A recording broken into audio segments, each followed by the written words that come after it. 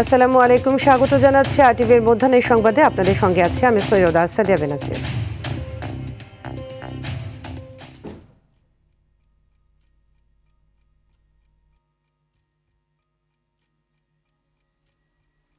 চট্টগ্রামের হালি শহরে ভয়াবহ বিস্ফোরণের ঘটনায় দগ্ধ 9 জনের মধ্যে 2 জনের মৃত্যু হয়েছে। একজন ঢাকায় আনার পথে এবং আরেকজন জাতীয় বার্ন ইনস্টিটিউটে নেয়ার পর মারা যান। চিকিৎসাধীন 7 জনের অবস্থায় আশঙ্কাজনক বলে জানিয়েছেন বার্ন ইনস্টিটিউটের পরিচালক অধ্যাপক নাসির উদ্দিন। সকালে রাজধানীর জাতীয় বার্ন ও প্লাস্টিক সার্জারি ইনস্টিটিউটে চিকিৎসাধীন রোগীকে দেখতে আসেন স্বাস্থ্যমন্ত্রী সর্দার সাখাওয়াত হোসেন বকুল ও দুর্যোগ ব্যবস্থাপনা ও ত্রাণ প্রতিমন্ত্রী আসাদুল হাবিব দুলু। স্বাস্থ্যমন্ত্রী জানান, আহতদের সর্বোচ্চ চিকিৎসা নিশ্চিত করা হচ্ছে এবং প্রয়োজনে সব ধরনের সহায়তা দেওয়া হবে। দুর্যোগ ব্যবস্থাপনা ও ত্রাণ প্রতিমন্ত্রী আসাদুল হাবিব দুলু বলেন, গ্যাস লিকেজ জনিত এমন দুর্ঘটনা প্রায় ঘটছে। ভবিষ্যতে এ ধরনের দুর্ঘটনা রোধে সংশ্লিষ্ট 3 মন্ত্রণালয় একসঙ্গে কাজ করবে বলেও জানান তিনি। সকালবেলা আমাদের আরেকজন বাচ্চা মারা গেছে, শাওন নামে 16 বছরের একটা বাচ্চা মারা গেছে। বাকি যারা আছে তাদের মধ্যে স্যাররাও বলেছেন, আমরাও বলেছি যে সবারই 30%-এর মিনিমাম বার্ন যারা আছে তার 30% উইথ ইনহেলেশন ইঞ্জুরি সবসময় আশঙ্কাজনক। তো তারপরেও আমরা আমাদের মতো করে যত ভালো চিকিৎসা দেওয়া সম্ভব দিব, বাকিটা আল্লাহর ইচ্ছা। দর্শক, এই মুহূর্তে জাতীয় বার্ন ও প্লাস্টিক সার্জারি ইনস্টিটিউটে রয়েছেন সহকর্মী সাকিবুর রহমান, সরাসরি যুক্ত হচ্ছেন তিনি। সাকিব, বার্ন ইনস্টিটিউটে রোগীদের সর্বশেষ পরিস্থিতি কি দেখতে পাচ্ছেন, সেই সাথে চিকিৎসকরা তাদের নিয়ে কি বলছেন আমাদের জানাবেন।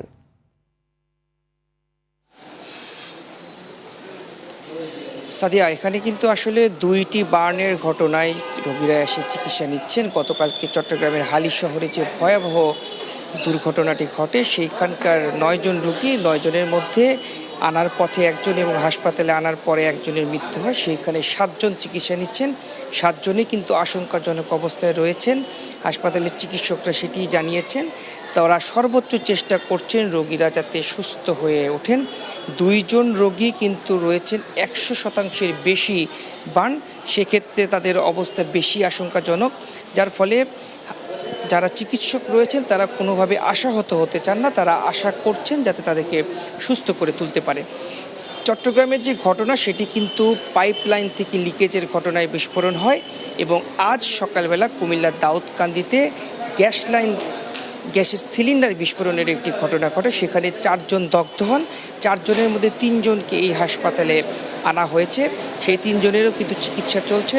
তাদেরকেও তারা সুস্থ করে তোলার বিষয়ে যত ধরনের চিকিৎসা দরকার সেটি দিচ্ছে। এই হাসপাতালটিতে স্বাস্থ্যমন্ত্রী এবং দুর্যোগ ত্রাণ মন্ত্রী তারা এসেছিলেন, রোগীদের দেখেছেন, তাদের চিকিৎসার খোঁজ খবর নিয়েছেন।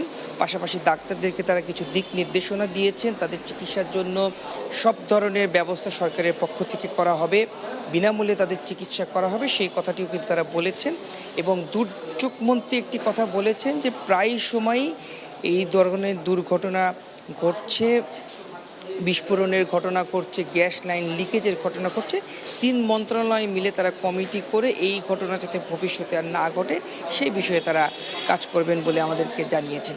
সব মিলিয়ে বলা চলে যে রোগীদের চিকিৎসা চলছে।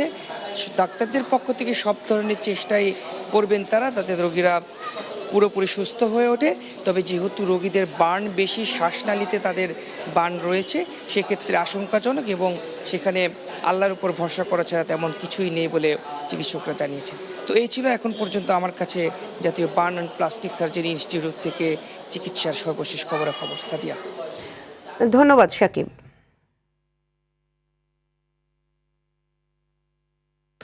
দলীয় প্রতীকে স্থানীয় সরকার নির্বাচন হবে কিনা তা সংসদ ঠিক করবে বলে জানিয়েছেন স্থানীয় সরকার, পল্লী উন্নয়ন ও সমবায় মন্ত্রী মির্জা ফখরুল ইসলাম আলমগীর। সকালে নিজ মন্ত্রণালয়ে তিনি একথা বলেন। মন্ত্রী বলেন, মেয়াদ যেখানে শেষ হবে সেখানেই আগে সিটি নির্বাচন অনুষ্ঠিত হবে। এছাড়া আমলাদের চেয়ে রাজনৈতিক প্রশাসকরা ভালোভাবে কাজ করবে। ঢাকার 2 সিটি সহ 6 সিটি কর্পোরেশনের রাজনৈতিক প্রশাসকরা স্থানীয় সরকার মন্ত্রণালয়ে যোগদান করেছেন। তারা মশা, যানজট, রাস্তাঘাট মেরামত সহ দুর্নীতি রোধে কাজ করবেন বলে জানান তিনি।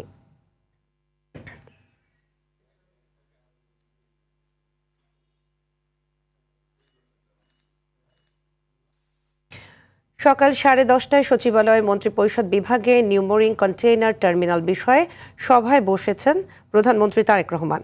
এই মুহূর্তে সেখানে রয়েছে সহকর্মী বিল্লাল হোসেন, সরাসরি যুক্ত হচ্ছেন তিনি। বিল্লাল, নিউমোরিং কন্টেইনার টার্মিনাল ও ফ্যামিলি কার্ড নিয়ে বিস্তারিত কি আলোচনা হয়েছে, কি জানতে পেরেছেন আমাদের জানাবেন। সাদিয়া, আপনাকে আসলে বলে রাখি যে চট্টগ্রামের যে নিউমোরিং টার্মিনাল নিয়ে যে সভাটি সেটি কিন্তু 10:30টায় কিন্তু শুরু হয়েছে। এই সভায় আমি আপনাকে বলে রাখি যে এখানে উপস্থিত হচ্ছেন যে অর্থমন্ত্রী, তারপর হচ্ছে তথ্য পরিকল্পনা মন্ত্রীর পাশাপাশি যে বিডার যে চেয়ারম্যান উনি কিন্তু এসেছেন। তো এই সভা প্রায় 1.5 ঘন্টা নাবাদ যে সভাটি এখনও চলছে। এই মত কিছুক্ষণ আগে কিন্তু সভা থেকে বের হয়েছেন যে নৌ পরিবহন যিনি মন্ত্রী রয়েছেন তিনি আনুষ্ঠানিকভাবে কিন্তু গণমাধ্যমের সাথে এই বিষয়ে কোনো কথা বলেননি। আমরা যেটি বিশ্বস্ত সূত্রে জানতে পেরেছি যে আমরা যে বিগত অন্তর্বর্তী সরকারের আমলে যে এই টার্মিনালটি ডিপি ওয়ার্ল্ডকে টার্মিনাল পরিচালনা করার জন্য যে বিদেশি যে দুবাই ভিত্তিক যে প্রতিষ্ঠান ডিপি ওয়ার্ল্ডকে দেয়া নিয়ে কিন্তু চট্টগ্রাম বন্দরের যারা ছিল তারা কিন্তু দীর্ঘদিন কিন্তু আন্দোলন করে আসছে। সেই আন্দোলনের ফলে কিন্তু আসলে অন্তর্বর্তী সরকার চূড়ান্ত চুক্তিতে কিন্তু যেতে পারেনি। বলা যে প্রাথমিকভাবে যেই সকল কাজ সেটি কিন্তু তারা এগিয়ে রেখেছেন। দুই পক্ষের সাথে সমঝোতা কীভাবে সেটি পরিচালনা করবে, জিটিজি চুক্তি ভিত্তিতে যে পরিচালনার বিষয়টি তারা কিন্তু এগিয়ে রেখেছেন। এখন অন্তর্বর্তী সরকার বলেছিল যে নির্বাচিত সরকার আসলে বিষয়টি চূড়ান্ত পর্যায়ে যাবে। আজকে কিন্তু এই সভায় যেই বিষয়টি প্রাধান্য পাবে আসলে কি ডিপি ওয়ার্ল্ডকে এই টার্মিনাল পরিচালনার জন্য দিবে কিনা। কারণ আমরা আরেকটি সূত্রে যেটি জানতে পেরেছি যে বাংলাদেশে যে সকল প্রতিষ্ঠান এসব টার্মিনাল পরিচালনা করে এখানে তাদের বিরুদ্ধে অনেক দুর্নীতি ও অনেক অনিয়ম রয়েছে। পাশাপাশি সেই টার্মিনাল পরিচালনার সক্ষমতা নিয়েও একটি প্রশ্ন দেখা দিয়েছে। তো আজকে পুরো বিষয়টি যাচাই বাছাই করে আসলে প্রধানমন্ত্রী হয়তো একটি সিদ্ধান্ত দিতে পারেন আসলে ডিপি ওয়ার্ল্ডকে দেওয়া হবে কিনা, অথবা পুনরায় সেটি পরীক্ষা নিরীক্ষার জন্য হয়তো সিদ্ধান্ত এটি আসতে পারে। পাশাপাশি বলে রাখি যে ফ্যামিলি কার্ডের বিষয়ে আমরা জানি যে 12 মার্চ থেকে ফ্যামিলি কার্ড দেওয়ার একটা প্রাথমিকভাবে একটি সিদ্ধান্ত হয়েছে। এই সিদ্ধান্তের মধ্যে এখন পর্যন্ত আমরা যেটি জানতে পেরেছি প্রতিটি ফ্যামিলিকে প্রায় 2 থেকে 2,500 টাকা দেওয়া হবে। আসলে এটি কোন পর্যায়ে দেওয়া হবে, প্রাথমিকভাবে কয়টি জেলাকে আমরা 12টি জেলা ধরেছি, সেই 12টি জেলা কোন কোন উপজেলায় সেই বিষয়টি কিন্তু যে ফ্যামিলি কার্ড সংক্রান্ত যে একটি কমিটি রয়েছে 7 সদস্য বিশিষ্ট কমিটি, সেই কমিটি সবাই কিন্তু এর মধ্যে প্রবেশ করেছেন। তারা সভাটি শেষ হওয়ার পরে আসলে আপনারা পরবর্তী সংবাদ আপনাদেরকে জানিয়ে দিতে পারবো যে কোন প্রক্রিয়ায় এই যে বিএনপি সরকারের নির্বাচনী যে ইশতেহারের যে ফ্যামিলি কার্ড সেটি কোন প্রক্রিয়া দেওয়া হবে, কত টাকা এবং কোন কোন জেলায় ঈদের আগে পাচ্ছে। তো এই ছিল সচিবালয় থেকে আমার কাছে সর্বশেষ। ধন্যবাদ আপনাকে। জুলাই গণঅভ্যুত্থানে সংঘটিত মানবতা বিরোধী অপরাধের মামলায় ওবায়দুল কাদের সহ কার্যক্রম নিষিদ্ধ আওয়ামী লীগ ও দলটির অঙ্গ সংগঠনের শীর্ষ 7 নেতার বিরুদ্ধে চতুর্থ দিনের সাক্ষ্য গ্রহণ আজ। বিচারপতি নজরুল ইসলাম চৌধুরীর নেতৃত্বাধীন আন্তর্জাতিক অপরাধ ট্রাইব্যুনাল 2 হবে এ বিচারিক কার্যক্রম। তবে মামলার 7 আসামির কেউই গ্রেপ্তার না থাকায় আজ ট্রাইব্যুনালে কোনো আসামিকে আনা হয়নি। এর আগে গত 17 ফেব্রুয়ারি প্রসিকিউশনের সূচনা বক্তব্য উপস্থাপন ও প্রথম সাক্ষীর সাক্ষ্য গ্রহণের মধ্য দিয়ে এ মামলার আনুষ্ঠানিক বিচার শুরু হয়।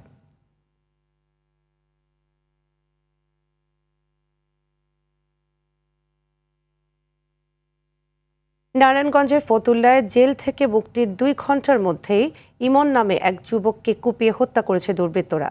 সোমবার রাত 8:30টার দিকে উপজেলার মাজদাইর মিস্ত্রিবাগ এলাকায় এ ঘটনা ঘটে। নিহত ইমন মাজদাইর ঘোষেরবাগ এলাকার ওমর খৈয়ামের ছেলে। নিহতের স্বজনরা জানান 1.5 মাস আগে মাদক মামলায় পুলিশের হাতে গ্রেপ্তার হয় ইমন।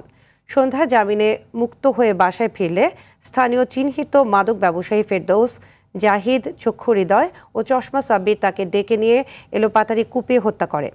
এ ঘটনায় জড়িতদের গ্রেফতারের অভিযান চলছে বলে জানিয়েছেন ফতুল্লা মডেল থানার ভারপ্রাপ্ত কর্মকর্তা আব্দুল মান্নান।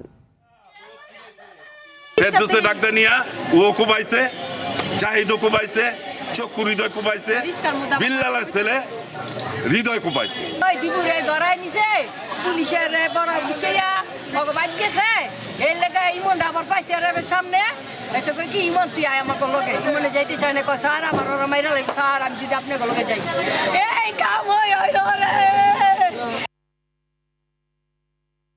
বাংলাদেশি পর্যটকদের ওপর আরোপিত সব ধরনের নিষেধাজ্ঞা তুলে নিয়েছে ভারতের শিলিগুড়ির হোটেলগুলো। স্থানীয় সময় সোমবার এক বিবৃতিতে এ নিষেধাজ্ঞা প্রত্যাহারের ঘোষণা দেয় greater Siliguri hoteliers welfare association. বাংলাদেশে নতুন সরকার গঠন ও সীমান্ত পরিস্থিতি শিথিল হওয়ার পরিপ্রেক্ষিতে হোটেল মালিকদের ভোটাভুটির মাধ্যমে এই সিদ্ধান্ত নেওয়া হয়েছে।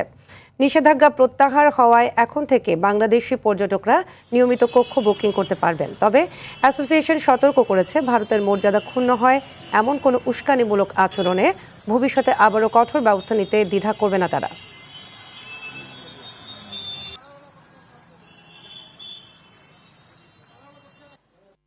মধ্যাহ্নের সংবাদ এ পর্যন্তই। দুপুরের সংবাদ 1:45 দেখার আমন্ত্রণ রইল। ধন্যবাদ সবাইকে।